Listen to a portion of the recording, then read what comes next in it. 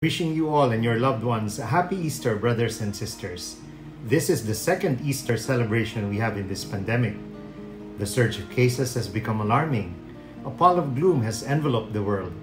Depression and anxiety have increased. Scores of people and an increasing number of young people, according to studies, have attempted or committed suicide in the process. Financial hardship from unemployment and business slowdowns, and feelings of entrapment, isolation and burdensomeness have descended on many. The vaccines are here, yet the question is, how soon can we achieve global herd immunity? Will new virus variants render our vaccines eventually useless? When will this all end? We reflect today. Can hope be gone? If hope is gone, then joy disappears. And when joy is wanting, then death is nearby. If not a physical death, spiritual death. Death nonetheless. The world needs a massive CPR to be revived.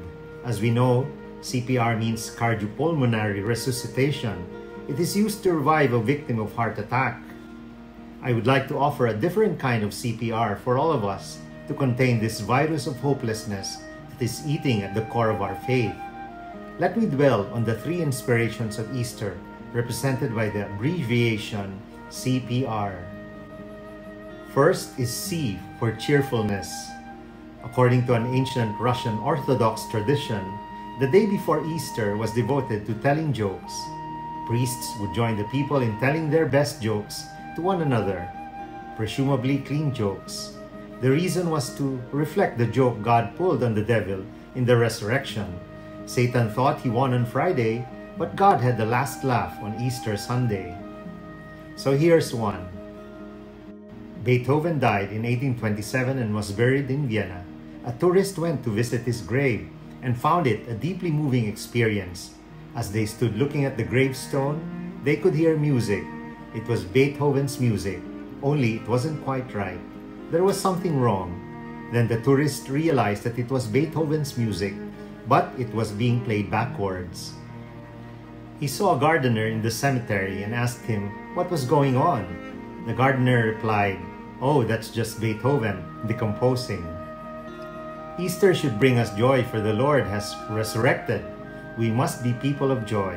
Otherwise, we cannot attract people to conversion with our forlorn, sad, and anxious faces. A Christian is supposed to be cheerful. Holiness is not about being timid, serious, and stiff. St. Thomas More, St. Vincent de Paul, St. Philip Neri are saints who have a healthy sense of humor. Jesus himself laughed a lot. We can infer this in the Bible passages if we just add a little imagination. Bishop Ombo David is fond of telling stories that bring color to biblical situations. For instance, Jesus loved children. People would not bring their children to him if he was stiff and cold. Another example is the laughter children exhibit when they hear Jesus speaking and comparing the speck in a person's eye to the beam in one's own eyes. What about his relationship with his apostles? They would not have lasted 3 years with him if he were not a person of joy. Joy is gratitude and sadness in gratitude. We can be so selfish, so caught up with ourselves, that we fail to recognize God's blessings in our lives. In Pope Francis's Gaudete et Exultate, his apostolic exhortation on the call to holiness, the title itself, Rejoice and Be Glad, is about joyfulness. He tells us, hard times may come when the cross casts its shadow, yet nothing can destroy the supernatural joy that adapts and changes, but always endures.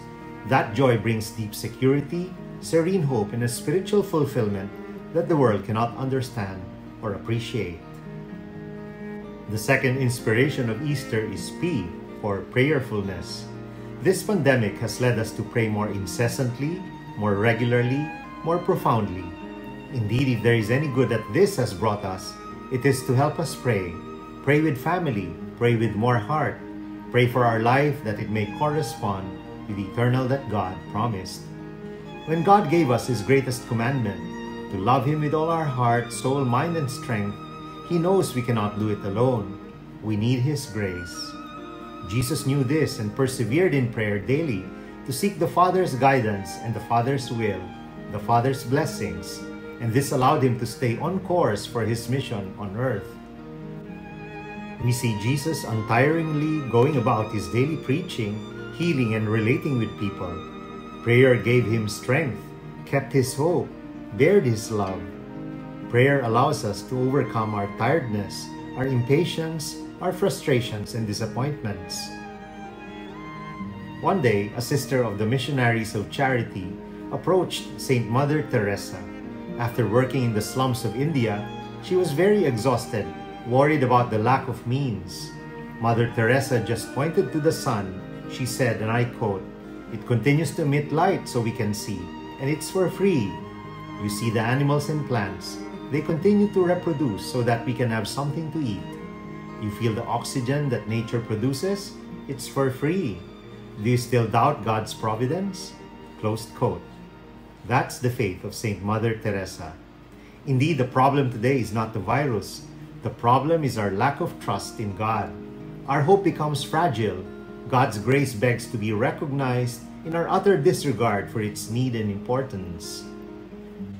Next Sunday, we will celebrate the Feast of the Divine Mercy. Underneath the image of the Divine Mercy is the beautiful prayer, "Jesus, I trust in you."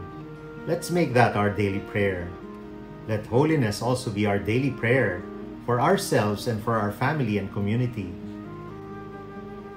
When a sister asked St. Thomas Aquinas how to be holy, he said, "Desire it, you have to want it. Resolve to pray for holiness daily, brothers and sisters." The third inspiration of Easter is contained in the letter R, for relationship-focused. The Cathedral of Cologne in Germany was bombarded in the Second World War, and the main crucifix at the altar lost the arms of the crucified Christ, and the people wanted the arms to be replaced. But the priest said, "No, let's leave it like that without the arms. No arms, but underneath, let's place an inscription that says, 'Now you are my arms.'" On the day of his resurrection, Jesus appeared before his disciples, and his first words were, "Peace be with you."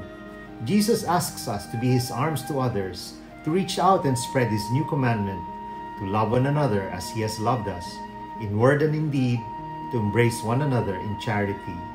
Pope Francis said, in this pandemic situation in which we find ourselves living more or less isolated, we are invited to rediscover and deepen the value of communion that unites all members of the Church. The confusion and anxiety present in the upper room on the day before Jesus appeared to his disciples repeats itself in the present time. We must become Christ's arms to the world, to help those who are in need, to offer comfort and prayers for those who have been afflicted with this virus, to be the purveyors of unity in a world so divided and so scattered. This was in fact Jesus' prayer to his Father in heaven. Just before he went to the Garden of Gethsemane, he said, "Father, make them be one." And he repeated this 3 more times to emphasize that we cannot abscond from obeying the commandment to love. Our response then to God's love is for us in this pandemic time to love him back and love him back to back with others. But most certainly, the quality of our love is dependent on the quality of our prayer time. We can give and forgive, bear and forbear, rid ourselves of our critical spirit and an angry heart if we resolve to seek God's grace to love the difficult people, for there are pathways to holiness, our opportunity to someday rise up to heaven in God's glory.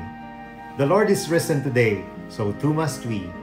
God bless your families, brothers and sisters. God bless our Catholic faith and couples for Christ.